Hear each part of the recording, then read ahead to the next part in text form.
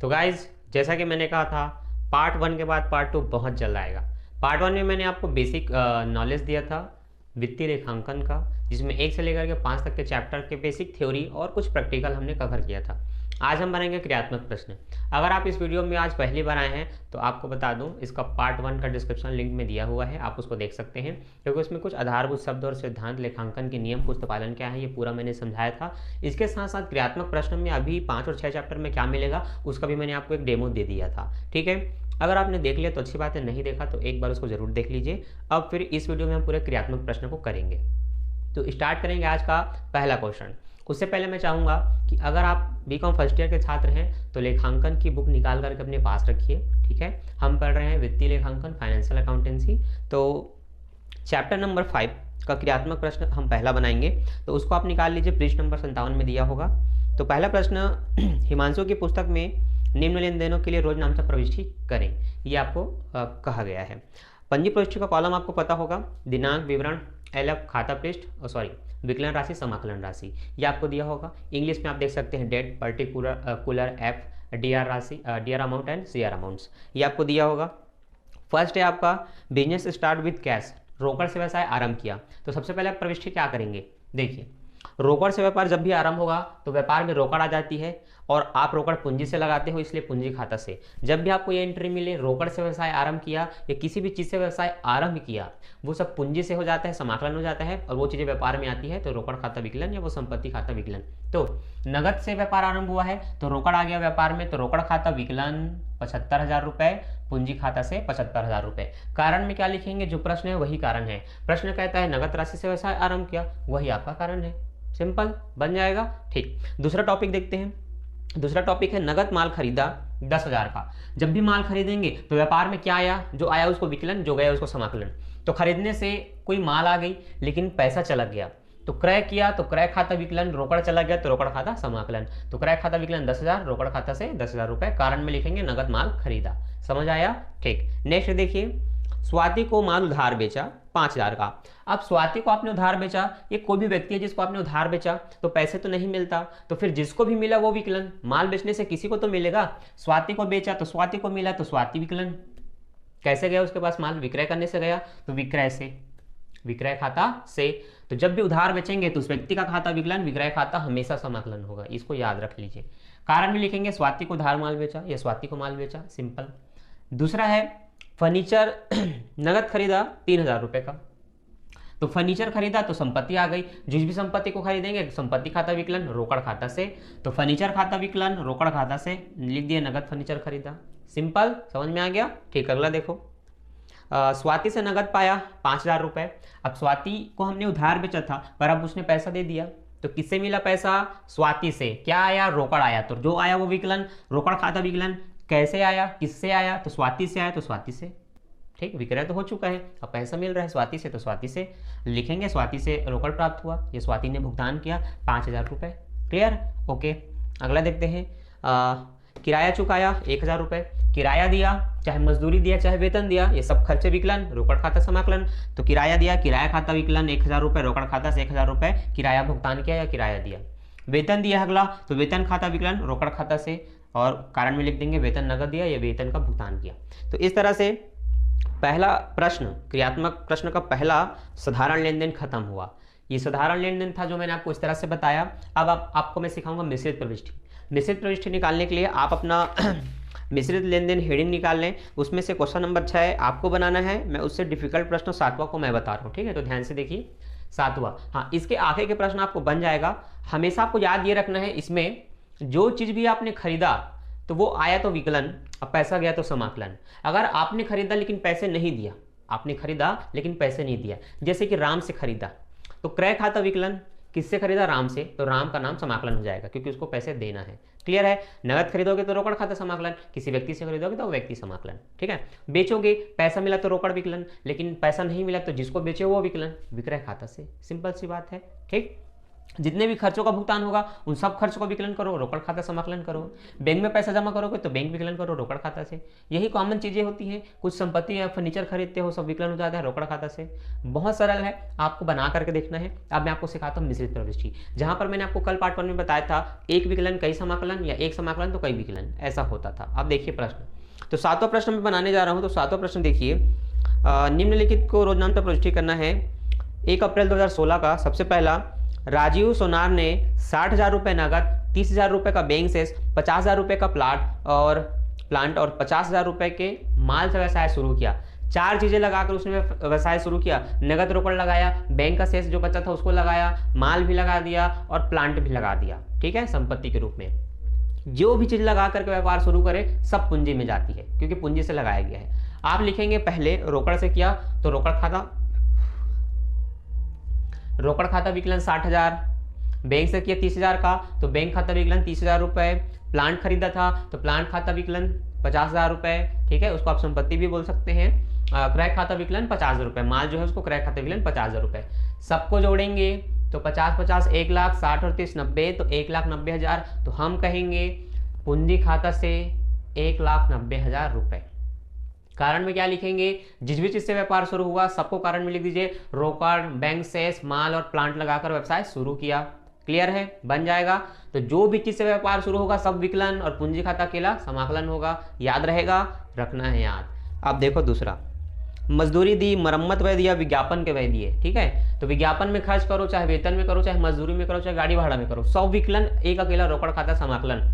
मजदूरी में किया तो मजदूरी खाता विकलन 3,000 रुपए, मरम्मत में किया तो मरम्मत खाता विकलन 1,000 रुपए, विज्ञापन में दिया तो विज्ञापन व्यय खाता विकलन 6,000 रुपए। आप सिर्फ विज्ञापन भी लिख सकते हैं। टोटल रोकड़ खाता से 10,000 रुपए, क्योंकि तीनों को जोड़ेंगे तो 3 और 1 4,000, 4 6 10,000 रुपए, तो कुल कितना हुआ 10,000 रुपए हुआ। कारण में क्या लिखना है, यही सिंपल सी चीज कि मजदूरी, मरम्मत, विज्ञापन का भुगतान किया रोकड़ से, सिंपल हो गया। नेक्स्ट देखो, माल नगद बेचा, फिर भारती को बेचा, फिर किसको बेचा, कालीचरण को माल नगद बेचा। अच्छा देखिए, यहाँ पर एक चीज़ हमें सुधारना पड़ेगा, पर सबसे पहले ध्यान दीजिए, जब आप नगद बेचते हैं 7,000 का नगद बेचा तो उतना पैसा मिल गया, तो जो पैसा मिलता है उसमें रोकड़ खाता विकलन करते हैं। तो सबसे पहले हमने किया रोकड़ खाता विकलन। ठीक है, उसके बाद देखिए, अब भारती को उधार माल बेचा, क्योंकि भारती का सिर्फ नाम लिखा है, नगद की बात नहीं की गई है, तो हमें पैसा नहीं मिला, पर कोई तो विकलन होगा। भारती को मिला तो भारती को विकलन, क्योंकि भारती के पास माल चला गया तो भारती विकलन। नेक्स्ट क्या है, नेक्स्ट है कालीचरण को माल नगद बेचा 5,000, 1,800 का। कितने का, 1,800 का। तो देखिए, कालीचरण को जो बेचा वहां नगद बता दिया गया है, और जब नगद बता दे तो आपको इस तरह से उसका नाम नहीं लिखना है। तो ये जो मैंने दिया था क्या है, गलत है। ठीक है, ये गलत है, नगद बता दिया गया है। तो जब नगद बताए तो किसी व्यक्ति का नाम नहीं लिखते। तो आपको रोकड़ मिल गया, नगद विक्रय से क्या हुआ, रोकड़ मिल गया। तो जो आपने रोकड़ खाता विकलन लिखा है, यहीं पर आपको 1,800 रुपये जोड़ देना है। कितने रुपए, इसे 1,800 रुपये को। तो 1,800 को अगर इसमें आप जोड़ते हैं तो 7 और 1 8,800, तो आप कहेंगे रोकड़ खाता विकलन 8,800, भारतीय ट्रेडर्स का खाता विकलन 10,200 रुपये। टोटल विक्रय खाता से कितना, तो 10,200 और 8,800 को जोड़ेंगे तो 19,000 रुपये। तो टोटल विक्रय खाता से 19,000 रुपये। चीज़ें समझ में आई, समझ में आना चाहिए, क्योंकि ये बेसिक चीज़ें हैं जो कंफ्यूज करने के लिए दिया जाता है। बात समझ में आई, ठीक। तो जब भी नगद दिखे तो रोकड़ विकलन होगा, व्यक्ति का नाम नहीं लिखा जाएगा। तो बात समझ में आई, ये आपका गलत है। समझ में आया, अगर आपने गलती किया होगा तो सुधार लीजिए। अगला देखिए, माल नगद खरीदा, राम नारायण से माल खरीदा, सिन्हा ट्रेडर से माल खरीदा। 3 तरह से माल खरीदा है, एक नगद खरीदा है 5,000 का, एक राम नारायण से खरीदा है 6,000 का, एक सिन्हा से खरीदा है 10,000 का। अब देखिए, खरीदेंगे चाहे नगद चाहे किसी व्यक्ति से, एक ही चीज विकलन होता है, वो है क्रय खाता विकलन। क्योंकि आपने सिर्फ खरीदा, वो चाहे नगद हो, चाहे उधार से हो, चाहे 10 लोगों से खरीदो, एक ही चीज विकलन होगा, क्रय खाता विकलन। तो आपको लिखना है क्रय खाता विकलन कितना रुपए, तो वो तो टोटल अमाउंट होगा, अभी उसका अमाउंट छोड़ दीजिए। आपने नगद कितने का खरीदा, तो 5,000 का खरीदा, तो रोकड़ खाता से आप कहेंगे 5,000। राम नारायण से कितने का खरीदा, तो 6,000 का खरीदा, तो राम नारायण से 6,000 रुपये। और सिन्हा से कितना खरीदा, तो सिन्हा ट्रेडर से 10,000 का खरीदा। हो गया तीनों, इन दोनों से खरीदा और रोकड़ से खरीदा, सबको जोड़ दीजिए तो 6 5 11 और 10 21,000 रुपये। अब आप कहेंगे क्रय खाता विकलन 21,000 रुपये। बात समझ में आई। कारण में क्या लिखेंगे, माल क्रय किया रोकड़ से, सिन्हा से, राम से। ठीक है, इसमें क्या बोलेंगे, माल विक्रय किया भारती को और नगद, कालीचरण को नगद और नगद, ठीक है। माल विक्रय किया, माल नगद विक्रय और भारती को विक्रय किया, इस तरह से आप कारण लिख सकते हैं, ठीक है। अगला क्या है, भारतीय ट्रेडर्स से चेक मिला और उसे छूट दी। देखिए, भारतीय ट्रेडर्स से चेक मिला 10,000 का और उसे छूट दी 200 रुपए का। जिससे भी पैसा मिलेगा आपके पास रोकड़ आ जाता है तो रोकड़ खाता विकलन, और अगर बट्टा दिया है तो बट्टा भी विकलन आप करेंगे। किससे? जिसने पैसा दिया उसका खाता समाकलन, ये वो व्यक्ति समाकलन हो जाएगा। तो देखिए, भारतीय ट्रेडर्स ने भुगतान किया तो रोकड़ मिल गया तो रोकड़ खाता विकलन 10,000 रुपए, बट्टा 200 रुपए का तो बट्टा खाता विकलन 200 रुपए, रोकड़ विकलन होगा तो बट्टा भी विकलन होगा, रोकड़ समाकलन होगा तो बट्टा भी समाकलन होगा। इसको भी याद रख लीजिए, ठीक है। यहाँ पर मैं स्टार बना देता हूँ, एकदम खतरनाक निंजा स्टार, ठीक है, याद रखना। तो रोकड़ विकलन तो बट्टा भी विकलन। किसने पैसा दिया? भारतीय ट्रेडर्स ने, तो भारतीय ट्रेडर्स से 10,200 रुपए। कारण में लिखेंगे कि भारतीय ने भुगतान किया नगद छूट देकर, नगद छूट प्राप्त करके, ठीक है, सिंपल हो गया। अगला देखिए, सिन्हा ट्रेडर्स को चेक द्वारा भुगतान किया वो उसने छूट दी। सिन्हा ट्रेडर्स को भुगतान किया 9,800 रुपए और उसने छूट दी। अब देखिए, अब आपने पैसा दिया तो आप विकलन अपने आप को करेंगे क्या? नहीं, जिसको पैसा दिया उसको विकलन करेंगे, क्योंकि आपके पास तो कुछ नहीं आया, लेकिन किसी के पास तो गया है। तो किसके पास गया है? सिन्हा ट्रेडर्स के पास गया है। तो आप क्या कहेंगे? आप कहेंगे सिन्हा, ठीक है, सिन्हा ट्रेडर्स का खाता विकलन, ठीक है। अब आपने रोकड़ भी दी और छूट भी प्राप्त की, तो आप कहेंगे रोकड़ से, और रोकड़ समाकलन है तो बट्टा भी समाकलन होगा, तो बट्टा खाता से। अभी मैंने थोड़ा देर पहले बताया था ना, रोकड़ विकलन तो बट्टा भी विकलन, रोकड़ समाकलन तो बट्टा भी समाकलन। अब देखिए, रोकड़ से आपने 9,800 दिया और बट्टा है 200 रुपए का, तो आप लिखेंगे रोकड़ से 9,800, बट्टा से 200, कुल मिलाकर 10,000 रुपए विकलन किस में होगा? सिन्हा के में होगा। बातें समझ में आई?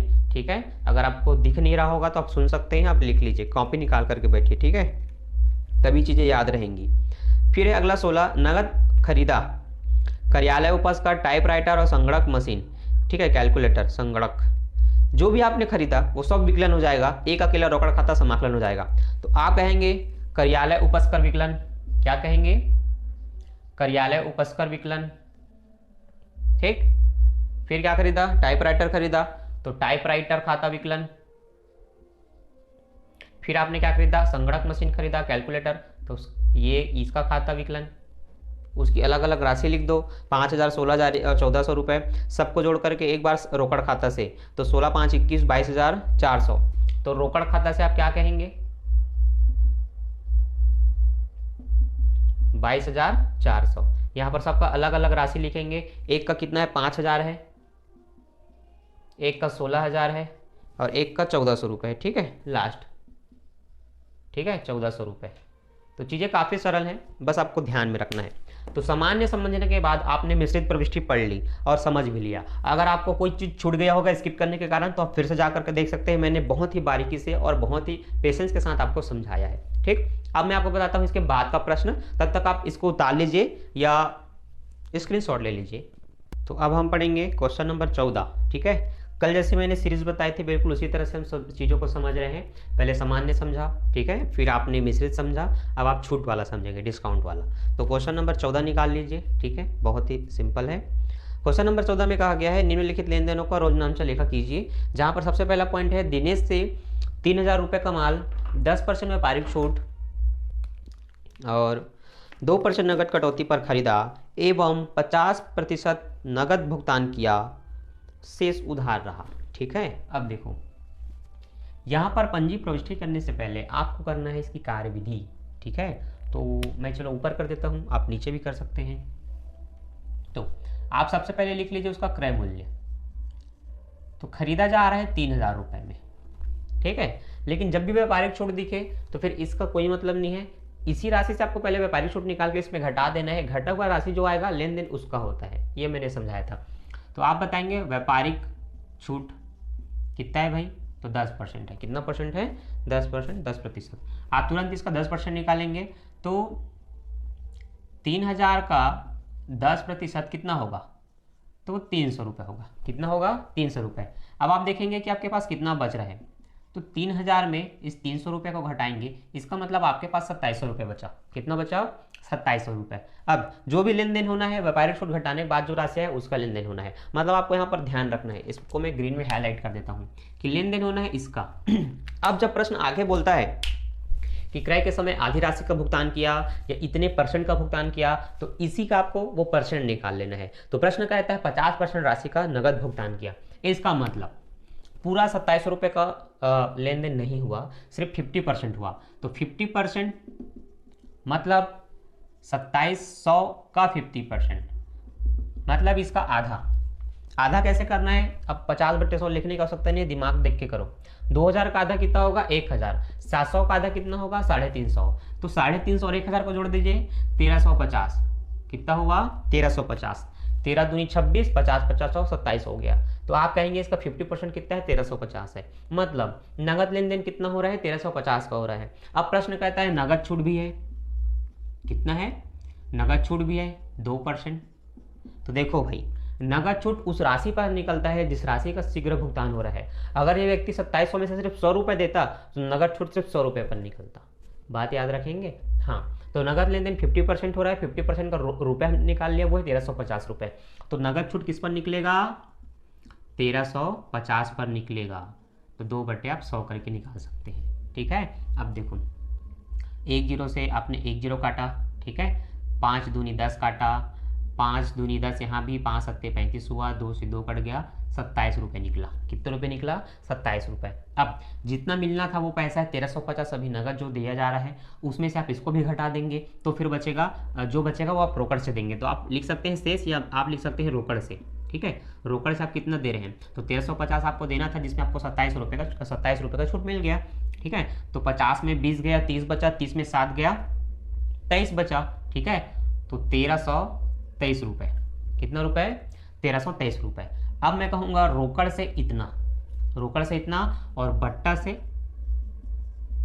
27 रुपये, ठीक है। अब प्रश्न में आपको ध्यान से पढ़ना है कि खरीदा कि बेचा। तो क्या बोला है दिनेश से खरीदा, ठीक है, खरीदा। तो खरीदते समय आपने 1323 रुपये दिया, जिस पर आपको 1350 दिया, जिस पर आपको 27 रुपये का डिस्काउंट मिला, मतलब रोकड़ से आपके जेब से सिर्फ इतना गया, बट आपको इतना मिल गया। लेकिन इतना ही रुपये आपको देना है, इसका 50% यह है तो 50% इतना ही होगा, ठीक है। इसका आधा किया तो एक आधा नगद है और एक आधा उधार है। तो अब बोलेंगे उधार, उधार कितना देना है 1350 ही देना है, तब तो दोनों को जोड़ेंगे तो कितना होगा 27 रुपये होगा ना। अब देखिए आपने जिसको दिया, आपने जिसको भी दिया उसका खाता विकलन, उसका खाता विकलन, ठीक है। अच्छा यहाँ पर हम खरीद रहे हैं तो पंजी प्रविष्टि क्या होगी, देखिए खरीद रहे तो हम कहेंगे क्रय खाता विकलन, क्या कहेंगे क्रय खाता विकलन। रोकड़ से, रोकड़ है तो फिर बट्टा भी होगा, बट्टा खाता से। अब देखो जिसको देना है उसको समाकलन करते हैं, ठीक है। जैसे उधार माल जैसे भी खरीदते हैं उसको पैसे देना होता है, उसी प्रकार से आपने खरीदा तो किसी व्यक्ति को आपको पैसे देना है, किसको देना है, ठीक है। तो वो व्यक्ति कौन है, नाम क्या लिखा है इसमें, दिनेश लिखा है, क्या लिखा है दिनेश। तो दिनेश को हम करेंगे समाकलन,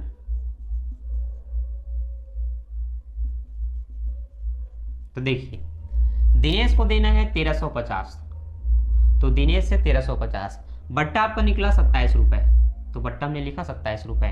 रोकड़ कितना देना है 1323 रुपये। कुल मिलाकर के विकलन कितना हुआ, तो कुल मिलाकर के विकलन हुआ 27 रुपये। कुल मिलाकर आपने कितने का खरीदा, आपने खरीदा 2700 रुपये का, जिसमें से रोकड़ के रूप में हमने 1323 रुपये दिया, बट्टा आपको मिला 27 रुपये का, और दिनेश को आपको कितना देना है 1350 रुपये देना है। सबको जोड़ करके वो राशि आ गया।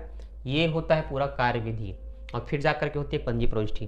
तो एग्जाम में अकाउंट जो आप बनाएंगे खाता, उसके नीचे आप कार्यविधि कर सकते हैं, नंबर नहीं कटेगा, बस हेडिंग डाल लेना कार्यविधि या वर्किंग नोट, कार्यविधि या वर्किंग नोट। पहला चीज़ें समझ में आया। तो सबसे पहले आपको क्रय मूल्य लिखना है, उसका 10% निकाल लेना है, और उसी 10% को जिससे आपने निकाला उसी में घटा देना है। घटाने के बाद जो आएगा वो आपका शेष होगा, जिस पर अब आपको नगद छूट निकालना है। परंतु प्रश्न आगे बोल दे कि उसमें से आधा राशि दी है या 50% दिया, तो उस शेष राशि का आपको 50% निकाल लेना है। जो भी निकला उतना ही आपको नगद दिया जा रहा है, ऐसा प्रश्न में लिखा होगा, तब उस राशि का आपको नगद छूट निकालना है और उसको बट्टा से लिख लेना है, और उसी को उसमें से घटाना है जिसका आपने बट्टा निकाला। तो जिस राशि से बट्टा निकाला उस राशि से इस बट्टे को घटाएंगे तो 1350 में 27 गया, इतना रुपए आपको देना है, तो रोकड़ खाता से इतना, बट्टा से इतना, और इतना पैसा उधार है ना, इतना नगद भी और इतना उधार भी है, तो आप उधार से लिखेंगे 1350। कुल मिलाकर के खरीद लिया 2700 का, तो क्रय खाता विकलन रोकड़ से, बट्टा से और उसके नाम को समाकलन। चीजें समझ में आई। अब कारण में क्या लिखोगे, ठीक है, 10% व्यापारिक छूट व 2% नगद छूट की शर्त पर माल क्रय किया। क्रय के समय 50% या आधी राशि का भुगतान किया, ये आप लिख सकते हैं, ठीक है, आधी राशि का भुगतान किया। तो ये जो पूरा प्रश्न है वही आपका कारण है, ये आपको लिखना है, ठीक है। तो क्रय के समय आधी राशि का भुगतान किया, ये समझ आया कि नहीं, कमेंट करके जरूर बताना, ठीक है, क्योंकि ये समझना बहुत जरूरी है। अब चलो, अगर एक में दिक्कत होगा तो दूसरा भी देखो। 10% व्यापारिक छूट, 3% नगद छूट पर माल नगद बेचा, ठीक है, यहाँ पर किसी व्यक्ति का नाम नहीं है। अब यहाँ पर समझते हैं, ये तो उसका पहला हेडिंग था, अब हम दूसरा को देखते हैं, ठीक है। तो यहाँ पर क्रय मूल्य जो है, सॉरी बेचा बोला है ना, तो विक्रय मूल्य कहेंगे, ठीक है, जो कि है 8000 रुपये का। अब जब इसको हम बेच रहे हैं तो 10% का व्यापारिक छूट है, तो व्यापारिक छूट आप निकाल लेंगे सबसे पहले तो, ठीक है। तो 8000 का 10% जो कि कितना होगा, 800 रुपये होगा। अब इस 10,000 में से आप 800 को घटा देंगे तो 7200 रुपये बचेगा, ये आपका शेष है जिसका लेन देन होता है, ठीक है। अब आपको इस पर नगद छूट भी निकाल लेना है, क्योंकि पूरी राशि का भुगतान हो जा रहा है, तो 3% का नगद छूट है ना, तो आप निकालेंगे नगद छूट, तो 7200 का 3%, तो आप 3/100 भी लिख सकते हैं डायरेक्ट, ठीक है। तो अब मैं नीचे लिख रहा हूँ, 20 से 20 काटा, 3 दूनी 6 और 7 तिया 21, 216 रुपये निकला। अब मैं क्या करूँगा, जिसमें मैंने ये बट्टा निकाला उसी में से मैं इसको घटा दूंगा 216 रुपये को। तो 10 में 6 जाएगा 4, 9 में 1 जाएगा 8, 1 में तो 2 नहीं जाएगा, तो 11 में 2 जाएगा 9, 6 का 6। समझ में आई बात, ठीक, ये इस तरह से आपने निकाला। अब देखते हैं, अब हम लिखेंगे बेचा, तो रोकड़ मिल गया, तो रोकड़ खाता विकलन, और बट्टा खाता विकलन विक्रय खाता से, ठीक है। ना तो यहाँ कुछ उधार था, ठीक है, ना तो किसी का नाम था, तो बेचने से पैसा मिल गया। और कैसे मिला, बेचने से, तो विक्रय खाता से। रोकड़ और बट्टा दोनों था, इसलिए रोकड़ भी बट्टा भी है। तो आप रोकड़ से कितना लिखेंगे, रोकड़ से लिखेंगे 6984, बट्टा से कितना लिखेंगे, तो 216। टोटल विक्रय खाते से कितना लिखेंगे, जो ये आया 7200। अब इन दोनों को जोड़ के देखो 7200 हो रहा है कि नहीं। तो चीज़ें थी काफ़ी सरल, समझ आता है वीडियो तो लाइक, सब्सक्राइब एंड शेयर, ठीक। अगला देखो, अशोक एंड कंपनी को 6000 रुपये लागत का माल बेचा, बीजक लागत मूल्य से 20% अधिक पर बनाया है और 10% व्यापारिक कटौती दी। अब देखिए इस प्रश्न में क्या किया गया है, अशोक एंड कंपनी को 6000 रुपये लागत का माल बेचा, ठीक है। अब वो क्रय विक्रय मूल्य नहीं है, वो लागत है, क्या है वो, लागत है, ठीक है। तो तीसरा में बोला है लागत, कितने का है लागत उसका, 6000 रुपये का। चलिए भाई, हमने लागत लिख ली 6000 रुपये का। अब देखिए प्रश्न जो आगे कहा है, बीजक लागत मूल्य से 20% अधिक बनाया गया। अब देखिए बीजक जो होता है उसमें एक्चुअल लागत को नहीं दिखाया जाता, उसमें लागत से अधिक की राशि शो की जाती है। ये पहले अगर आप 12वीं पढ़ते हैं 2017 से पहले 17 तक, तो आपको मिलता बीजक करके एक चैप्टर मिलता, जिसमें आप बीजक के सारी चीज़ों को पढ़ते हैं, जिसको हटा दिया गया, तो आपको नहीं पता। तो आपको बता दूं, बीजक मूल्य जो होता है वो क्रय मूल्य या लागत मूल्य से बड़ा होता है। ये क्या होता है, इन दोनों से बड़ा होता है, क्योंकि विक्रेता लागत मूल्य को छुपा देता है, क्योंकि वो विक्रय किससे करवाता है, एजेंट से करवाता है। तो वो कभी नहीं चाहेगा कि एजेंट को उसकी वास्तविक लागत उसको पता चले, तो वो क्या करता है, बीजक मूल्य में ऐसी राशि शो करता है जो एक एजेंट को नहीं पता रहता, ठीक है। तो लागत मूल्य आपको बता दिया, लेकिन क्या बोला है, लागत से 20% अधिक बीजक मूल्य है, तो तुरंत इसका 20% निकाल लो, ठीक है। मतलब आपको बीजक मूल्य निकालना है, क्या निकालना है, बीजक मूल्य।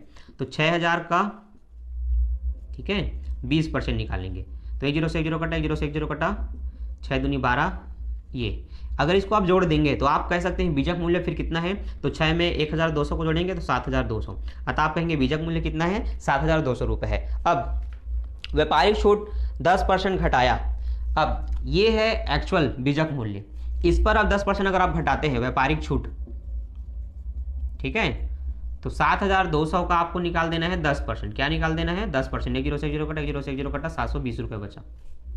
अब क्या बचा, तो सिंपल सी बात है 7200 में आपने 720 रुपये का व्यापारिक बट्टा घटा दिया, तो फिर देख लेते हैं कितना बचा, ठीक है। तो 8 बचा और ये 6480 रुपये, अतः आप कहेंगे कि विक्रय कितने में होगा, 6480 रुपये में होगा। तो देखिए बीजक मूल्य इसलिए बताया जाता है लागत से अधिक, ताकि वो छुट पर भी बेचे तो उसको नुकसान ना हो बेचने वाले को। देखो बीजक लागत मूल्य तो 6000 था, लेकिन बीजक मूल्य जोड़ने के बाद उसकी कीमत कितनी थी, 7200 थी, जिस पर उसने 10% छूट भी दे दिया। तो खरीदने वाले को भी तो लगना चाहिए ना कि इतने का है तो उतने में खरीदेंगे तो मजा नहीं आएगा, छूट मिलना चाहिए। तो 10% का छूट मिलने के बाद कितने में बिका, 6480 रुपये में बिका। तो क्या बेचने वाले को कोई घाटा है, 6000 के सामान को 480 में बेचा, फायदा है ना। खरीदने वाले को फायदा है कि नहीं, उसको भी फायदा है। 7200 का सामान में 720 रुपये का छूट मिला, मतलब उसने इतने में खरीदा, तो संतुष्टि दोनों को हो गई, खरीदने वाले को भी और बेचने वाले को भी। ये होता है बीजक मूल्य। बात समझ में आई, हाँ निकालना ऐसे है, ठीक है। अब डिस्काउंट से रिलेटेड और कितने सारे प्रश्न आपको मिल सकते हैं, बहुत सारे मिल सकते हैं, बहुत सारे। अब हम देखते हैं ऐसे कितने सारे प्रश्न हैं, तो ज़्यादातर तो नहीं है, बाकी प्रश्न बहुत ही कॉमन है। अब देखिए 14 के बाद जो 15 प्रश्न है उसमें विशिष्ट लेन देन बताया। क्या बोला है, आग लगने से 500 रुपये का माल नष्ट हो गया, तो आग से हानि खाता विकलन, माल नष्ट होगा तो क्रय खाता से लिख लेंगे, आग से हानि खाता विकलन क्रय खाता से। दूसरा देखो 500 रुपये लिख लेना। एक मशीनरी को स्थापित करने पर मजदूरी 2500 रुपये लगाई, स्थापना व विकलन या मजदूरी दिया तो मजदूरी विकलन रोकड़ खाता से, सिंपल। अगला देखो, माल क्रय करने के फलस्वरूप 7500 रुपये का चेक मेमर परमात्मा एंड सन्स को निर्गमित किए। चेक दिया, जिसको भी दिया उसको विकलन करो, चेक दे रहे हो तो पैसा बैंक से कटेगा तो बैंक खाता से। बात समझ में आई, ऐसे होता है। अगला देखो 6000 रुपये लागत का माल मेसर्स कालू सन्स को लागत से 10% अधिक तथा 5 व्यापारिक छूट के पर बीजक मूल्य पर बेचा। ये है कार्यविधि का प्रश्न। अब जो भी मैंने बताया मैं लिखूंगा नहीं, अगर आपने पेन कॉपी नहीं रखा है तो आप निकाल लो भाई, ठीक है, और वीडियो को रिवाइंड करके देख लो, उसको आपको लिखना है और कमेंट करके बताना है कि मेरे साथ साथ आप चल रहे हो कि नहीं, ठीक है। अकाउंट की क्लास है ये, कोई मैं हिंदी का व्याकरण नहीं पढ़ा रहा हूँ ना इंग्लिश। आपको जो भी अभी बताया जा रहा है उसको आपको नोट करना है, क्योंकि ये चीज़ें 1 घंटे के अंदर आपके दिमाग से निकल जाएगी। तो अगर आप नोट करेंगे तो आप अभ्यास भी करेंगे और आप देख भी सकते हैं बाद में, इसलिए पेन कॉपी निकाल के बैठो तुरंत। अब देखो 6000 रुपये का लागत का माल, अरे कहाँ गया मैं, नीचे आना था। हाँ 6000 रुपये लागत का माल कालू सन्स को लागत से 10% अधिक तथा 5% व्यापारिक छूट के शर्त पर बेचा, ठीक है। अब देखो लागत है उसका भी 6000, लेकिन इसमें लागत से अधिक कितना है, 10% है, तो इसका तुरंत 10% निकाल दो, 10% इसका 600 होगा। अब इसी 600 और 6000 को जोड़ दो तो फिर एक्चुअल कितना हो गया, 6600 का बीजक मूल्य हो गया। इसको आप बोल सकते हैं बीजक मूल्य। क्या बोल सकते हैं, बीजक मूल्य। अब इस पर आपको 5% का नगद छूट दे देना है, चलो दे देते हैं। तो आप बोलेंगे, सॉरी व्यापारिक छूट ना, व्यापारिक छूट, तो 6600 गुणित 5/100, 2 0 से 2 0 कटा, 6 पंचे 30, हासिल है 3, 6 पंचे 30 और 3 13, कितना निकला 130, कितना निकला 130। तो तुरंत अब आप शेष बता दो, या रोकड़ से जो लेन देन होना है, तो 6600 में से 130 रुपये निकल गया, ठीक। कितने रुपए का लेन देन होना है, 6470 रुपये का लेन देन होना है। तो क्या बोला इसको, बेचा, बेचा। रोकड़ कितना मिलेगा बेचने से, सब कुछ घटाने के बाद इतना, तो रोकड़ खाता विकलन 6470। अब रोकड़ विकलन है तो बट्टा भी विकलन होगा, तो बट्टा खाता विकलन 130 टोटल विक्रय से, ठीक है। विक्रय में हमेशा विक्रय ही समाकलन होगा और कुछ नहीं हो सकता, तो विक्रय से दोनों को जोड़ दो तो व्यापारिक व्यापारिक छूट घटाने के बाद जो निकला वो है शायद 6000, नहीं अयो हमने क्या गलती किया जी, नगद छूट निकाले कि नहीं, नहीं है ना इसमें नगद छूट, ठीक ठीक नगद छूट नहीं है, कोई गलती नहीं, ठीक है। इन दोनों को जोड़ेंगे तो ये हो जाएगा 660, कितना हो जाएगा, नहीं यार इतना नहीं होगा, हाँ उतना ही तो होगा, क्या कर रहा हूँ मैं भी। विक्रय से 6600 रुपये, ठीक है। अरे बार बार नगद छूट में दिमाग दौड़ रहा था, ठीक है, नगद छूट तो इसमें है ही नहीं, अभी जस्ट इससे पहले हमने किया था इसलिए दिमाग में वो दौड़ रहा था, ठीक है। तो 6,600 का खरीदने वाले ने, हमने बेचा कितना, 6,600 का बेचा, जिसमें से रोकड़ कितना मिलेगा, इतना। अच्छा, व्यापारिक छूट का एंट्री नहीं होता, ठीक ठीक ठीक, मैंने बताया था पर मैं खुद भूल गया हूँ। तो आपको याद रखना है ये क्या, कि व्यापारिक छूट का एंट्री नहीं होता, सिर्फ आप बोलेंगे रोकड़ खाता विकलन, क्या कहेंगे, रोकड़ खाता विकलन विक्रय खाता से। अभी जस्ट पहले जो हमने प्रश्न किया था पूरा ध्यान उसी में चला गया। देखिए, नगद छूट होगा तब आपको बट्टा लिखना है, परंतु व्यापारिक छूट होगा तो मैंने नियम में कल का बता दिया था, इसका एंट्री नहीं होता, कोई पंजी प्रविष्टि नहीं होता। सिर्फ आप क्या बोलेंगे, 6,600 में से इसको घटाने के बाद जो राशि आया था 6,470, आप बोलेंगे रोकड़ खाता विकलन 6,470, विक्रय से 6,470 रुपये, बस ये लिखना है। कारण में बता सकते हैं कि व्यापारिक छूट और नगद छूट की शर्त पर बीजक मूल्य से 10 अधिक और व्यापारिक छूट पर माल खरीदा, तो बातें समझ में आई, बेचा है ना, कि नगद व्यापारिक छूट पर एंट्री नहीं करना है। ठीक, तो ये हो गए आपके 15 भी प्रश्न। ठीक है, अगला भी बताऊं क्या, चलो अगला भी देख लो। 16, 500 लागत का माल स्वामी ने अपने घरेलू प्रयोग में लिया था। अब देखो, कोई भी मालिक अगर अपने खर्च के लिए, अपने निजी उपयोग के लिए कुछ भी सामान निकाल दे, चाहे वो माल हो चाहे रोकड़ हो, तो आहरण विकलन हो जाता है।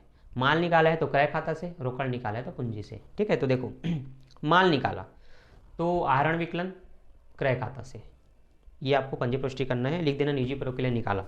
अगला, बिना बीमित माल 3,000 रुपये आग में जलकर नष्ट हो गया। ठीक है, देखिए आग में जलकर जो भी माल नष्ट होगा, आग से हानि खाता विकलन क्रय खाता से, ये आपको बताना है। नई मशीन को स्थापित करने के लिए 250 रुपये की मजदूरी दी, स्थापना व्यय कहलाता है। ठीक है, तो स्थापना व्यय विकलन आप कर सकते हैं, और अगर स्पष्ट मजदूरी की बात है तो मजदूरी विकलन कर सकते हैं रोकड़ खाता से।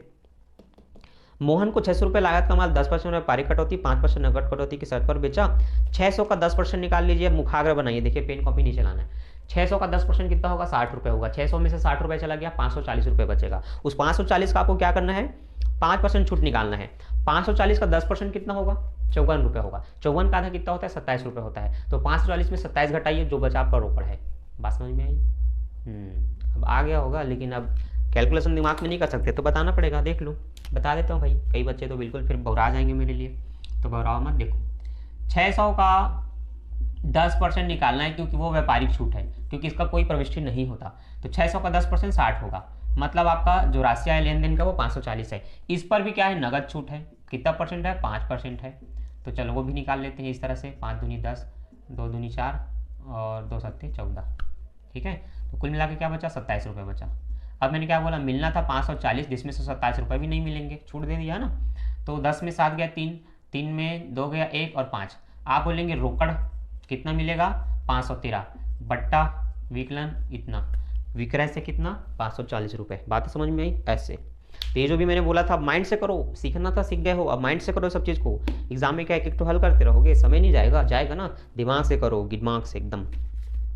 बट्टा वाला और बताना है क्या, नहीं बताना ना, हो गया। वीडियो को यहीं पर रोक दें। अब आप 6 चैप्टर में जा करके देखेंगे खाते बनाना, ये था पंजी प्रविष्टि। ठीक है, ये था पंजी प्रविष्टि। अब आप खाते बनाना सीखेंगे, जहां पर विकलन समाकलन को आपको बेसिक से समझना है, जिसके लिए उसको बनाने से पहले आपकी पंजी प्रविष्टि स्ट्रांग होनी चाहिए।